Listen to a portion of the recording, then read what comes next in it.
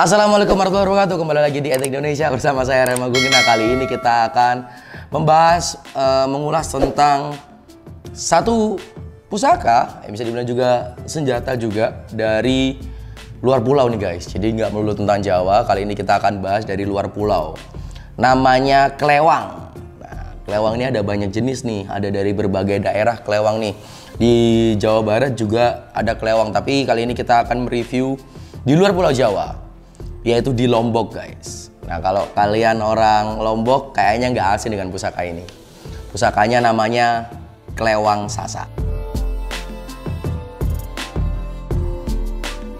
Nah, ini contohnya di depan saya ada 3 jenis kelewang sasa nih guys, yang sudah aku kumpulin menurut kasta-kastanya atau menurut eranya juga nih. Ini semuanya koleksi antik Indonesia.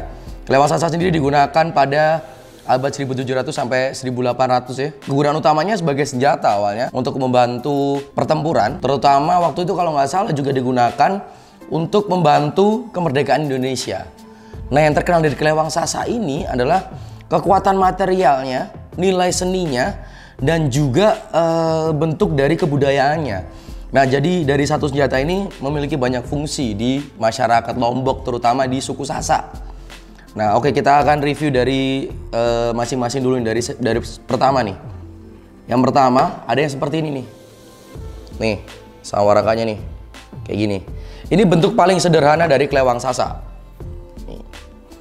Jadi kalau kita lihat umumnya kelewang sasa itu adalah kombinasi dari pedang lameng atau pedang alameng dan juga pedang sabet. Jadi kalau lihat bentuk dari bilah kelewang sasa, dia seperti pedang sabet, tapi di bagian ujung dia berbentuk seperti pedang lameng yang mengarah ke bawah.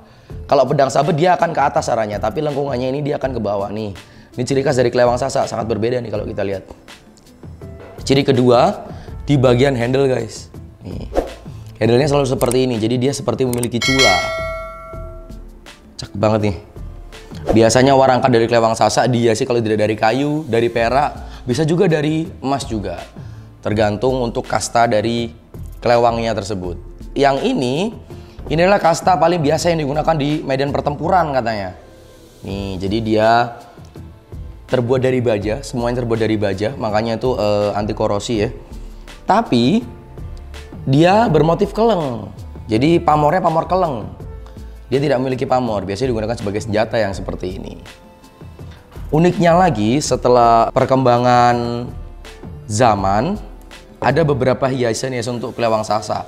Tapi untuk sebelum itu kita akan review yang ini nih. Nah, kalau dari warangka berbeda dengan yang tadi. Nih, jadi dia memiliki ini ya, tuh. Kalau dari warangka berbeda dengan yang tadi. Warangkanya lebih terkesan memiliki nilai seni. Dia disungging guys, namanya kalau di Jawa. Jadi dia dicat kembali. Dia ada hiasan-hiasan tertentu. Nah, biasanya dia full terbuat dari perak kalau seperti ini. Nah, ini kastanya lebih tinggi daripada yang tadi. Bisa digunakan untuk orang-orang kerajaan ya. Cakep nih secara bilah. Nah, yang ini memiliki pamor. Dan juga memiliki 2 bilah darah di sini. Tuh kalau dilihat di tengah-tengah. Cakep. Kalau di Jawa nama pamornya ini pamor sutah guys. Sama bentuknya sama tuh, di bagian ujung juga seperti ini, tapi di sini ada sedikit nilai seni, jadi ujungnya itu tajam guys. Nih. Jadi 2 sisi ini ada yang tajam di bagian ujung, tapi sampai di belakang sini dia tumpul. Tuh. Cakep ya, handle-nya juga sama, tapi yang ini disungging jadi diwarnai gitu. Yang ini kastanya lebih tinggi lagi. Nah, setelah pada masa itu akhirnya Mataram Islam masuk ke Kerajaan Mataram Islam sudah berdiri masuk ke Indonesia. Nah, di situ juga ada perubahan pada kelewang sasa. Pada kelewang sasa yang memiliki kasta tinggi, biasanya dia memiliki raja-raja Arab. Raja-raja tulisan-tulisan Arab guys, Arab gundul lebih tepatnya biasanya. Seperti ini. Tuh. Urutannya masih sama, di sini juga ada bagian tajam, sisi tajam juga. Di bagian sini juga ada bilah darahnya 2. Sudah cukup maju karena eranya. Dia memiliki pamor juga. Tapi uniknya di bagian bilahnya dia memiliki sinarasa kalau kita sebutnya. Dia bukan kinatah tapi sinarasa. Yang isinya asma, yang isinya rajah kalau kita bilang ya. Nah, seperti ini.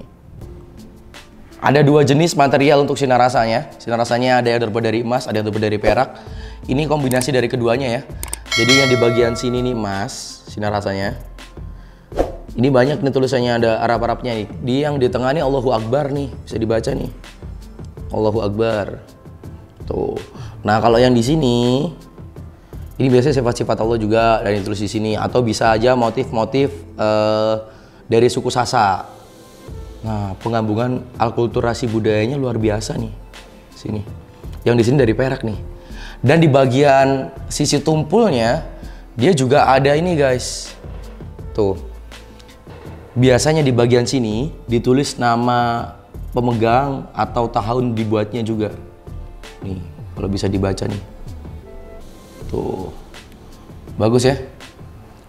Nah, di sini biasanya ditulis namanya, ada tahunnya nih, di sini ada angkanya juga.